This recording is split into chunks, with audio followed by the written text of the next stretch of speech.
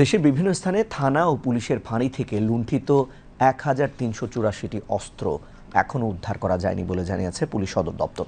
তবে এসব অস্ত্রের দ্বারা অপরাধ কর্মকাণ্ড ঠেকাতে বাড়ানো হয়েছে নিরাপত্তা নজরদারি। খোয়া যাওয়া অস্ত্র এবং গোলাবারুদ উদ্ধারে যৌথ অভিযান প্রয়োজন বলে জানিয়েছেন অপরাধ বিশ্লেষকরা। আরও জানাচ্ছেন সৈয়দ রাইহান।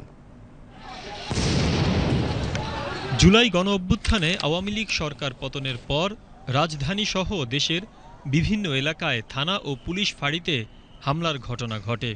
এ সময় ৫,৭৫৩টি অস্ত্র সহ লুট হয় বিপুল পরিমাণ গোলাবারুদ।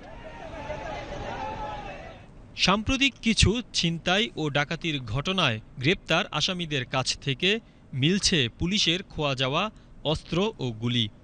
এতে জনমনেও তৈরি হয়েছে আতঙ্ক। প্রশ্ন দেখা দিয়েছে, গত ৯ মাসেও কেন উদ্ধার করা যাচ্ছে না লুণ্ঠিত অস্ত্র গোলাবারুদ। অপরাধ বিশ্লেষকরা বলছেন, অস্ত্র ও গুলি উদ্ধারে পুলিশের পাশাপাশি কাজ করতে হবে যৌথ বাহিনীকেও।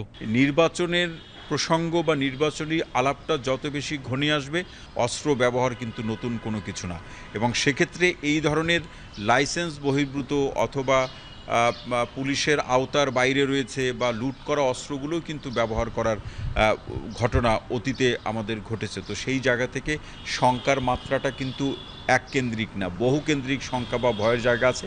সুতরাং সবচেয়ে বড় যে সলিউশন সেটি হচ্ছে যে কোনোভাবে হোক, যে কোনো উপায় হোক, এই অস্ত্রগুলোকে উদ্ধার করাই সবচেয়ে বড় সমাধান। গত কয়েক মাসের অপরাধ বিশ্লেষণ করে পুলিশ সদর দপ্তর বলছে, পুলিশের লুট হওয়া অস্ত্র দিয়ে অপরাধ সংগঠনের হার কম। তবে অস্ত্র উদ্ধারে বাড়ানো হয়েছে গোয়েন্দা নজরদারি। দেশের বিভিন্ন স্থানে অভিযান চালিয়ে এখন পর্যন্ত ৪,৩৮৪টি অস্ত্র উদ্ধার করা হয়েছে। 76%-এরও কিছু বেশি অস্ত্র আমরা উদ্ধার করতে সক্ষম হয়েছি। প্রায় 23 থেকে 24% অস্ত্র রয়েছে যেটি এখনো উদ্ধার হয়নি। অস্ত্রগুলো আসলে আমরা চাই না যে কখনোই এটি আসলে বাইরে থাকুক বা কোনো অপরাধীর কাছে থাকুক অথবা যে কারো কাছে থাকুক, কারণ এগুলো কিন্তু এখন অবৈধ অস্ত্র হয়ে গেছে। এছাড়াও পুলিশের বৈধ অস্ত্রের অবৈধ ব্যবহার ঠেকাতে প্রয়োজনীয় ব্যবস্থা নিয়েছে পুলিশ সদর দপ্তর। প্রোঅ্যাক্টিভ পুলিশিংয়ের মাধ্যমে অপরাধ প্রবণতা কমিয়ে আনারও চেষ্টা চলছে বলে জানায় পুলিশের এই কর্মকর্তা। যে আসলে 5ই আগস্টের পরে আমরা একটি চ্যালেঞ্জের মধ্য দিয়ে গিয়েছি এবং আপনারা দেখেছেন কিন্তু আমরা ধাপে ধাপে কিন্তু সেই চ্যালেঞ্জগুলো ওভারকাম করেছি। পুলিশিং আসলে সকল সময় আসলে একটি চ্যালেঞ্জিং প্রফেশন।